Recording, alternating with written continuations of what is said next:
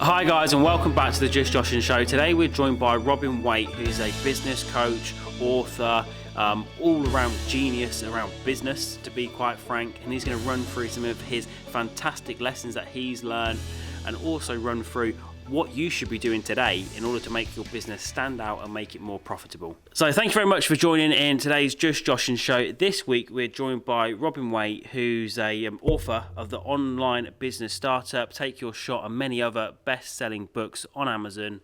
Thank you very much for joining us, Robin. How are you doing today? Yeah, it's an absolute pleasure. Well, it's Friday, so I've got that Friday feeling, Josh. Yeah, definitely. Same here. So for those who kind of haven't come across your books, what is it you're about? Who are you? What is it you do? I'm the founder of a coaching practice called Fearless Business. Been running that business for 4 years now. So we specialise in coaching consultants, coaches and freelancers how to slow down, create space for themselves, by having fewer clients and confidently charging their worth. A lot of the clients we tend to work with are stuck in that time for money trap. Not really kind of valuing themselves. They don't think that they can charge more because they won't get the clients and various things like that. So we actually just help them to, it's mostly mindset and confidence. We just help them to sort of understand what their true worth is and then to be able to articulate that value to people. I didn't always do that though. So Online Business Startup, obviously you'll gather, is much more about sort of the business startup and marketing sort of world with online businesses. So we set up Fearless Business in 2016, but for the 12 years before that, I ran a marketing agency predominantly. And that was doing web design and branding and things like that. But as we know, like marketing has, shifted dramatically over the last sort of 10, 15, 20 years. And so I when my daughters came along, at that point in 2016, I already had the 2-year-old. We're about to have a second daughter, Safe. She was about to arrive, and just decided that I needed a bit of a change, a bit more flexibility and freedom, so set up Fearless Business. Okay, so that's all you've been doing for the past 4 years. So did you? How was the exit of the marketing business? Did you kind of sell that, shut it down? It was acquired. It was kind of merged into another business, and unfortunately, the company that got it is now they're now no more, which is it's kind of bittersweet in a way because I needed that break, but equally to see your baby of 12 years kind of, sort of crumble and be taken over and not really done the best job with it afterwards. But equally, it's given me the platform that I've got now with Fearless Business. So I needed to make that break at the time, hard as it was, and I haven't done too badly out of it. Yeah, fantastic. So at the moment, you've got a Facebook group as well. You've got all these kind of different marketing avenues. So with the Fearless Business, is that having that marketing experience previously, has that helped with launching that business and growing it to the size it is today? Yeah, massively. I mean, one of the things that running the marketing business kind of made me realise was that, it's all about usual kind of stuff that you'll have heard 1,000 times over, but building know, like and trust with a reasonably sized audience. And I realised that with the coaching practice and wanting to elevate myself as an author, an authority figure, a speaker, within the industry, that I had to grow my audience fairly quickly. So I kind of, in the first few years, I set up a local networking group. I probably did about 50 different speaking engagements in that first year alone. That meant I was doing tons of free events and workshops and trainings on and offline. And that grew my audience pretty massively. So the Facebook group, which you're referring to there, in part, there was a little bit of that grew through Online Business Startup because that sold sort of tens of thousands of copies. But we repurposed that, and then in that first year, we managed to get up to over 1,000 members in the group, and that really sort of paved the foundations of where Fearless Business is at now, and the work we're doing, and constantly kind of layering on top of it. And with the marketing business, it took me, probably it wasn't till the 4th or 5th year that we hit 6 figures. So it's kind of slow going. With the coaching practice, with everything that I'd learned in that previous business, I was able to get it to 6 figures in the first 12 months. Yeah, wow, yeah. So it's kind of having that previous experience, kind of once you know exactly what to do, you've almost got the recipe for success. If you do X, Y, Z, you're not got to waste time doing trial and error to some extent. You've got it and you can just apply it and apply it again. And I assume now you've got that as well. You share that with your clients and anyone else you're working with, so they can learn from all of the kind of 12 years of hard slog that you went through. Yeah, 12 years of hard slog, plenty of mistakes, ups and downs, arguments, tantrums, you name it, we had it. And it was really interesting because I wrote Online Business Startup in about 2014. It came out in 2015. And when I was, I had a mentor. I did a course to write the book, and I had a mentor who was sat at the back of the room, a guy called Dan Priestley. And I asked a question because it was originally going to be called "Why Websites Fail." Right, so which was a bit of a negative title, and it was all going to be about websites. And I said, listen, there's this chapter I want to write, which is about all of the things that I wish I'd known in business like 10 years ago. And I remember Dan, he's an Aussie. I'm not very good at doing Aussie accents. He's just like, write it, mate, just write it. So, but that actually ended up becoming the first 10 chapters of Online Business Startup. There wasn't just one chapter; it became 10, and it made me realise at that point how sort of passionate I was about business and how much I really didn't want people to have to go through that sort of struggle that we went through when we first set up. Yeah, absolutely. So you mentioned there you had a mentor for that. So for you, in your business success, how important has having a mentor been? Massively. I mean, I'm a bit of a whore, I'll be honest, Josh, when it comes to mentors. Like I have life coaches. I've had a dad coach for a while. I'm a member of several mastermind groups, covering all sorts of different topics. I have personal and business coaches like coming out of my ears. It's like personal self-development is one of those things that I would encourage absolutely. And it doesn't matter whether you're employed or self-employed. I think everybody should have a mentor, a coach, or somebody who they can speak to, even if it's just a mate down the pub.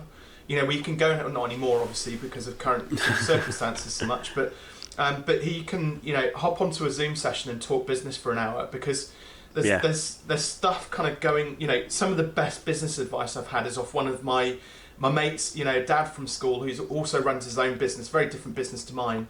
But we kind of talk about what's working for us, what's not working, what challenges we've got and things like that. And having that somebody sort of bounce those ideas off is like, it's one of the most valuable things you can have in your life, business life or personal life, doesn't matter. Yeah, I'd agree with that. So if anybody who doesn't have a mentor, it's definitely worth looking at how you can get one in your business, because ultimately, why would anybody kind of want to do the 12 years if you can learn from somebody who's done the 12 years and can give you what you're going to learn, all the mistakes you're going to make, and kind of help you kind of get there a lot faster.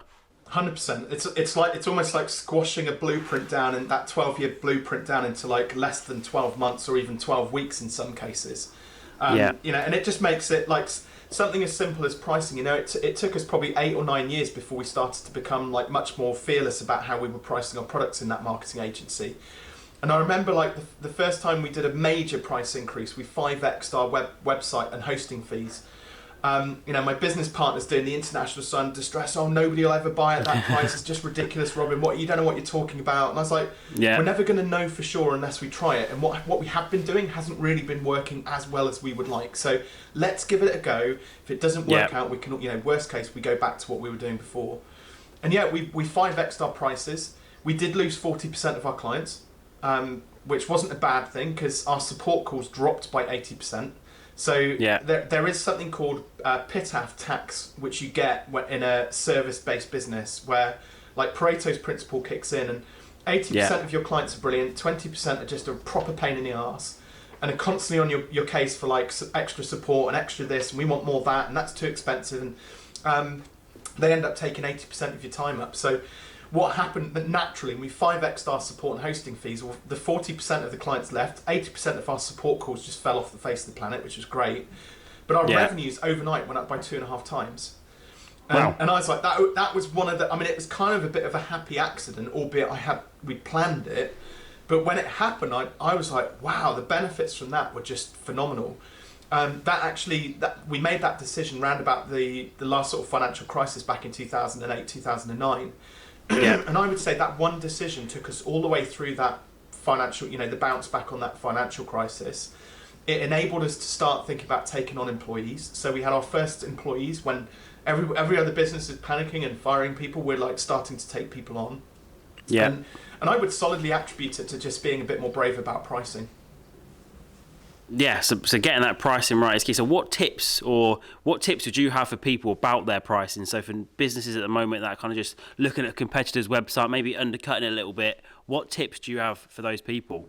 Well, the first thing is just to have a bit of a growth mindset about the whole thing. So if you find yourself saying, we can't put our prices up because that's a fixed mindset, you're never going to be able to have the opportunity to make more profit if you're using, if the word can't starts creeping into your sentences. So the first thing is about being open-minded about the possibility that you could put your prices up. It's just about how you position it, what sort of clients you're positioning it in front of, how you're articulating that value, how you're kind of talking about how amazing you are to your prospective clients. So that's the first thing. Is you just got to sow the seed of an idea that we're going to close some clients, but at a higher price point. The second thing is, again, it's slightly linked to that. Excuse me. Slightly linked to that is about when a lot of people, when they start out in business, they'll go and look at their competition and see what they're charging, and they'll either charge the lowest because they think that's how you compete. They'll charge a mid-range amount because they don't want to be the most expensive, but they don't want to be the cheapest either. And then, if you think about it, take accountants, for example. There's probably 20 accountants in a local area, and only one of them can be the most expensive. Yet that accountant's probably been around for the longest, and they're not struggling to get clients. So there's a clue there. You can be the most expensive and grow and build maintain a sustainable business. So I always encourage people, I'm like, you don't have to just jump straight to being the most expensive. You work your way up to it. And the mistake is if you look at your competition and assume that they're actually right and know what they're talking about. Because the reality is, like, if Josh looks at Dave, at his prices, and Dave's looking at Chantel's looking at Charlotte, and Charlotte's looking back at Josh, well, who out of the four of you is an expert in pricing? Yeah. Like, none of you. You're all kind of just winging it, which is what we do. So, I like to think that I apply a little bit of science to pricing. So that's the second thing is, look at your competition, but don't assume they're right. The third thing then is about data and feedback, basically. So most businesses have a conversion rate of somewhere between 1 in 5 and 1 in 3. Okay. A lot of business owners I speak to go, oh, I'm better than that. My conversion rate's 80 to 90%. I'm like, cool, double your prices. And then come back to me and tell me you've kept the same conversion rate, because if you can do that, you're good at sales, okay? Yeah. Because that's what a good salesperson would do. And so, oh, well, Robin, that's just ridiculous. Can't double our prices, nobody buy it. There you go. Okay, so this is how we're going to do it. So what we do then is we say, okay, we don't have to double them, but if you're confident, if you like, well, I'll put them up a little bit, 20, 30%. Great, okay. Well, go and pitch it to the next 10 or 20 people at 20 to 30% more than what you have been pitching at. And if we get somewhere between 1 in 5 and 1 in 3 of them saying yes, we're in the sweet spot. If you're still selling too many, converting too many, over 1 in 3, well, we need to artificially reduce that conversion rate, put your prices up again. So we gradually, over several weeks, increment the prices until you reach that sort of sweet spot. Supply meets demand. We're making a good profitability within the business.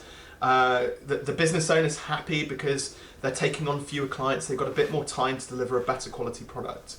And if you can do those 3 things, like that will, it doesn't matter. Like, most business owners are busy focusing on marketing. Yeah. Like, more clients, need more clients, need more clients. Well, actually, pretty much every business owner that I meet, they don't need more clients. They need a better business. So you get a better business, so it's working better for you as a business owner. Then you sprinkle sort of marketing pixie dust over the top of it, and you get a second stage of growth. Yeah. Okay, yeah, absolutely, definitely agree with that. That's really is what a lot of people need to hear. It's kind of what they're scared to think. So if anybody who's looking to implement that, would you say just go ahead, do it, increase your prices by 20, 30% to start off with? Yeah, but have like Mel Gibson's Braveheart at the back of your sitting on your shoulder, because like I said, it takes, probably for most people, it'll take about 4 to 6 weeks to find 10 to 20 prospects to pitch your products to. Clients are like buses. Occasionally the first one you pitch to will say yes, and that'll give you an immediate boost of confidence. Quite often though, the first 8 will say no, and it'll be the last 2 who say yes. So you have to Braveheart, just stand firm until you've got all of that data. And fair enough, if you pitch 20 people and each and every one of them says no, there's 2 things going on there. One, maybe your prices are whack and it is just too crazy, people just don't want to invest that much. What's more likely is that if your product is better and you're trying to sell it at a higher price point, you've now got to upskill yourself in terms of sales. So you just got to learn to sell like better. It's a different product, probably a different market potentially if it's a higher price point. So, you know, having somebody like a coach to be able to, I encourage everybody to record all of their sales calls, like all of the time. Listen back to them periodically. Listen out for when the client like challenged you with an objection and how did you handle it? Did you handle it confidently, or did you feel like you were a bit like, you know, when somebody says how much, oh gosh, that's expensive, you like Gollum and your ring kind of backing off into the, you know, into the depths. Most people hate talking about money, and that's very closely linked to sort of mindset and your sales ability. Well, yeah, 100%. That's fantastic. So in terms of the conversion rate, so you mentioned kind of between 1 in 5 and 1 in 3 is what people really should be aiming for. Yeah, 100%. And scientifically proven, Google wrote a white paper on it called 0 Moments of Truth. You can go back to the dark ages of cold calling where they talk about 70-10-2, 70 calls, 10 appointments, 2 sales. And a lot of people they wing it in business and they're not tracking those stats through. So most people don't even know what their conversion rate is. Their gut instinct, oh, it's 80 to 90%. When you challenge them on it, how many calls have you had, how many have you converted, it actually ends up being a lot lower than that. So I'm always on about like be really specific about the data which you're collecting in your business. So you implicitly know how many calls you're booking with prospective clients and how many of them go on to become clients.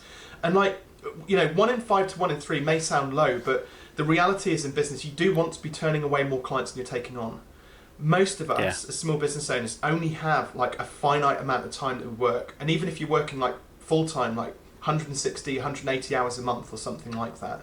So most of us can't take all of the clients on.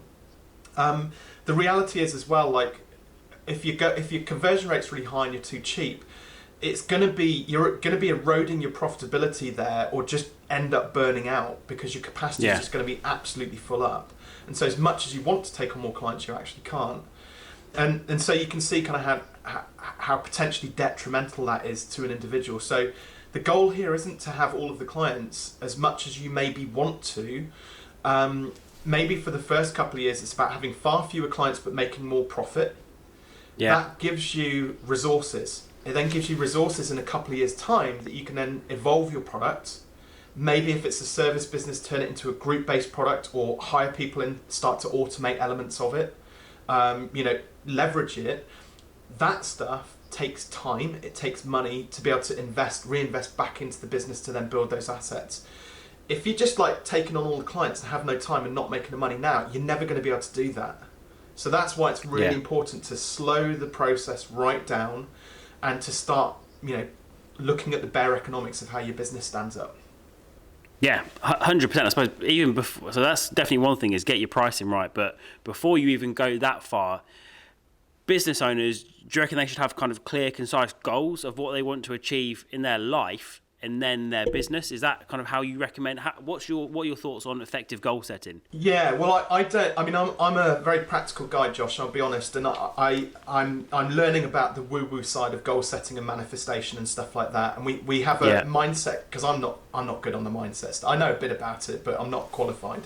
So we have a mindset coach in Fearless Business, for example, who deals with that woo-woo side of it. And Kate's got no problem with me calling it that either. She loves the fact of it.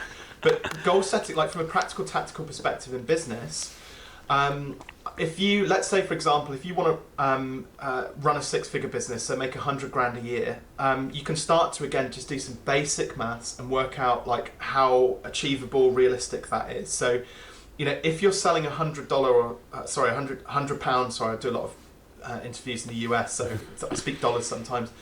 Let's say your product's £100. Now you've got to sell 1,000 of those products in order to make 100k. If you actually do your maths and go, well, I don't have the capacity, I've only got the capacity to deliver 200 of those. Like, we're only operating at 20% of the capacity. We're never going to achieve that goal.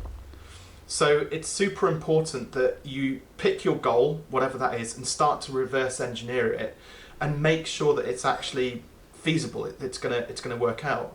So, you know, if you've only got the capacity for 200, well, actually your widgets need to be sold at £500, not £100. Yeah. Right? And then it's not a question of, oh, well, nobody's ever going to buy it at £500. It's like, this is where we move into growth mindset. How can I build my product so it's good enough that people would spend £500 on it? Or do we have like an espresso machine? And I'll explain that in a second.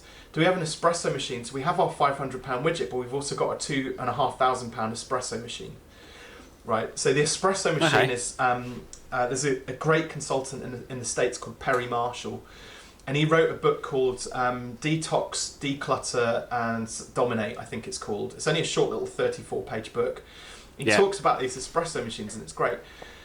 Next time you go into Costa, have a look on the shelf behind, because like most people go into Costa because they just want to buy their cup of coffee, right?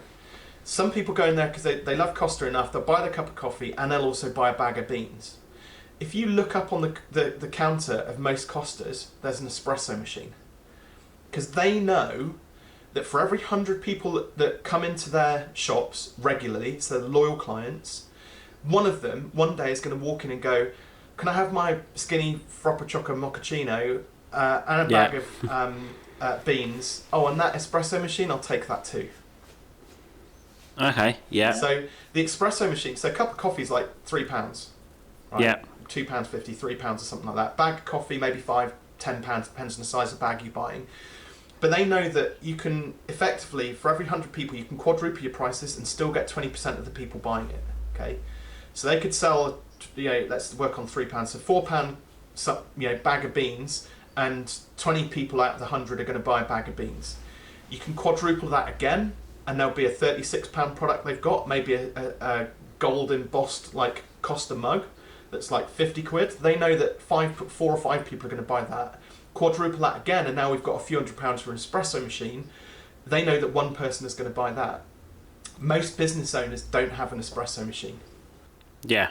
Is that kind of is that often terms of your product ladder? So is that another kind of way of looking at it? You've got each one so that each time people kind of buy into you and your business more, they want to go up a step. So it's basically having something for everybody every step, and then overall your average cart value, your average customer value is just kind of 10x'd because you've had all these different products. You've got that espresso machine. That's it, absolutely. So think about coaches. My book's a good example of that. The book is like perceived value £10. That's how much most people would kind of spend on a paperback book in Waterstone Smiths or on Amazon. Yeah. It only cost me £2 to produce each one of those. So the perceived value of it is 5 times greater than what it cost me to actually get a book printed out. Right. So that's the starting point. From there, it might be the book. Then they go and check out YouTube channel, Facebook group, things like that. But then they might show up to one of my events, which I put on. They might buy one of my sort of a Facebook ads course or a sales course or something like that, which I've got a few of those at sort of lower ticket price. Then eventually we'll have a conversation once the trust is built, come into the group coaching program. Eventually, they might become a one-to-one client. Eventually, they might then need a scaling product. And that's where you start to get into the so you've gone from like a £10 book up to a 50k sort of scaling product for a larger business. Yeah, absolutely incredible. And I suppose most people, it just goes back to mindset, doesn't it? You've got that fixed mindset. Quite a lot of people, especially kind of just starting up, you've got that fixed mindset. So it's just about flipping that to actually thinking differently and thinking, okay, what else can I do? You can add this here. And it's just about getting that kind of seeing that it's possible and then taking it from there. So that's kind of where someone like yourself reading your books, and that's where it certainly comes from. And I would say as well, like the perfectionism is the one thing that's going to stop most business owners from evolving like a really great product ladder, as you've called it. We call it product architecture. So we want them all to be more integrated than just kind of stepping stones. They all should work sort of holistically together. Take off a fearless scaling product at 50k. I don't need to have designed all of the ins and outs of that. I've just got to have enough of an idea in here, who it's for, where it's going to add the most amount of value, and what I need to stack into that product in order to get the desired outcome or result. I remember when I first launched the current version of the accelerator. So this is full disclosure, Josh, but hopefully it's an interesting story, because we live in a world now where everything is kind of online. Most service-based businesses want to have an online version of what they're doing for obvious reasons. You can't not nod to the COVID crisis, which is ongoing at the moment. The third lockdown now here in the UK. So online is a big thing at the moment. And everybody's like panicked. They kind of like went to online and they're like, oh, we've got to build the perfect course before we launch it. Next thing you know, the first lockdown's over and they haven't finished building their course. I took a different tack. I mean, I've been online for years anyway, as you know, but the version of our accelerator, I came up with the concept in sort of around about October 2018. Went through a launch sequence in that following November in 2018. We got 30 people signed up to it. I hadn't designed the course, I hadn't built it. I was just signalling to see whether people would be interested in it, and I had a whole load of people who said, yes, we'd love to get involved with that, because they followed me for a while, and I hadn't, like, I'm a big fan of not cannibalizing your audiences. Like, launch something at the right time when you've got something really significant to offer. So I think everybody was kind of waiting for me to put something out. Anyway, the start date was going to be sort of 1st of Jan 2019. I was like, shit, I've got 30 people now, I probably should build something. And I locked myself in a room for 4 days. I had an office in town at the time, so much to my wife's chagrin, I locked myself in an office for 4 days, and I designed and built the whole course. There's 80 modules in it. We have a thick workbook for people to work through. I built a whole online portal as well on the back end of it, filmed all the videos, and just knocked it out. And the way I figured was that the best feedback you can get is when actually things aren't perfect. If things are too good and you're not getting feedback, there's no way to improve it. So I figured, well, I'll launch this thing, and if people say it's rubbish or whatever, I can always refund them. But at least they'll be able to tell me what they liked, didn't like, what they want more of or less of, and things like that. And actually, everybody said, it's brilliant. It's more than what we expected. It's like, it's better than anything we ever expected. That, not that people had low expectations of me, but you know what I mean. So we launched it, and then over time we realised that there was probably 3 or 4 modules things that we kept on cropping up on the coaching calls. We're like, we should probably just create some content around that. So we just added in an extra couple of modules as they cropped up. And I've always been meaning to go back, and there's a couple of things where maybe the production level isn't as high as I would like. I've got all the lights and cameras and stuff now, but I didn't have those then. So I'd like to go back and maybe re-record some of the content. And I asked my crew, it's like, what do you think? Shall I and they're like, no, it's great. Does the job. Yeah. Whereas if not, I suppose the way most people look at that is they think, okay, yeah, let's get this perfect. They'd launch it, and then at that point, you didn't actually know whether what you've done is good or not. So you could waste all this time doing it, try and sell it, and actually you've wasted the past month or so, at the very least, and it's not worked out as well as you thought. So it's best to kind of launch that minimum viable product first, isn't it, and get it out there, see what the market wants. Yeah, absolutely. I mentioned him earlier on, Dan Priestley. So he also talks about, he's got a book called Oversubscribed, which anybody can learn an awful lot from. So he talks about kind of having that, I had that audience of raving fans, and he talks about marketing for signals, not sales.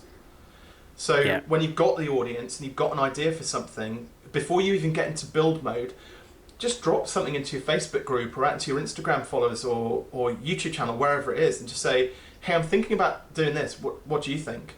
And then you'll get a group of people who are kind of like, yeah, that sounds really cool, actually. And then when you get enough of those people who are signaling interest, that's the point where you go into sort of build mode or launch mode, and you can do them both simultaneously. I've seen some very good online businesses, coaches who have, for example, they've launched their product, and they will build it week by week as they go, because they'll just knock out the PowerPoint presentation, do the learning and the Q&A, and that becomes module 1 of the course. And they do that week by week until they've built the course. And then they just make it evergreen after that. Yeah, that's a fantastic way of kind of having, just basically a fantastic way of thinking in business. So I'm sure that's going to be kind of hugely valuable, just to kind of think, what can you do differently when launching a new product? Thank you very much for that. We'll just wrap things up with your number 1 tip for people in business at the moment, and especially for the COVID times, we're in lockdown 3, however long this might last. What's your number 1 tip for business owners today? My biggest tip is really just kind of start to understand like who you are as a business owner, and recognize that actually, I talked about 70-10-2 sort of midway through our chat, and for every 2 yeses, you're getting 68 no's. So rejection is actually a massive part of business, like people saying no to you. And I think once you understand that, once you understand that simple principle, you can start to stop this kind of people-pleasing mentality. You can detach emotionally from whether people like what you're putting out or not. And my best piece of advice is, like, if you're putting stuff out out into the ether in whatever media you're kind of marketing yourself from, if you're not getting negative feedback, you're actually doing it wrong. Because for every one person like who is a hater, a naysayer, or doesn't understand like who you are and your brand, there's another 1 or 10 people over on this side who love what you do. And so I think I've seen too many business owners kind of like just lose confidence and stop putting stuff out because one person doesn't like pops up with a negative comment. So stand up for what you believe in, and grow your audience of raving fans, people who love what you do. And you actually don't need many of them to have like a really successful small business. So that's kind of my parting words. Go out there and piss a few people off, because likely it is you're actually pleasing an awful lot of people too. Yeah, absolutely. I'd definitely echo that. You've always got one idiot who doesn't like a Ferrari, but there's plenty of people that do and pay good money for them. Okay, so for those who want to follow you, get in touch with you, how can people learn more about you and get in touch? So you mentioned about the book, Take Your Shot. So for anybody who's watching this, listening to this, you've taken sort of 30 minutes out of your day. So to reward that, I'll offer you a free copy of Take Your Shot. You can get that from fearless.biz, hit the resources link, and then there's an option to go and download the book there. If you're based in the UK, I'll actually sign a copy and send it out to you in the post as well. But yeah, fearless.biz is the best place to get hold of me, and then you can pretty much Google me. You'll find my Instagram, LinkedIn, Twitter, the works. We've got a great group on Facebook as well. It's called Confidently Charge More. So if you want to learn about how to increase your prices and how to articulate your value so that you kind of build that audience of raving fans, do go and check that out on Facebook as well. Perfect. Thank you very much. We'll put all the links to get that free book. We'll put it in the show notes in the description. But yeah, thank you very much, Robin. It's been an absolute pleasure having you. I've certainly learned a lot, and we'll be watching this recorded back for myself. Thank you very much. That's my pleasure. Thanks, Josh, for inviting me on. Really appreciate it. Perfect. Thanks for listening, guys. So wow, that really was an incredible interview. So thankful for Robin for giving us his time today to share his wisdom.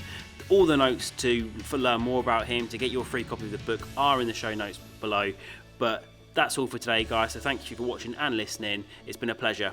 Bye.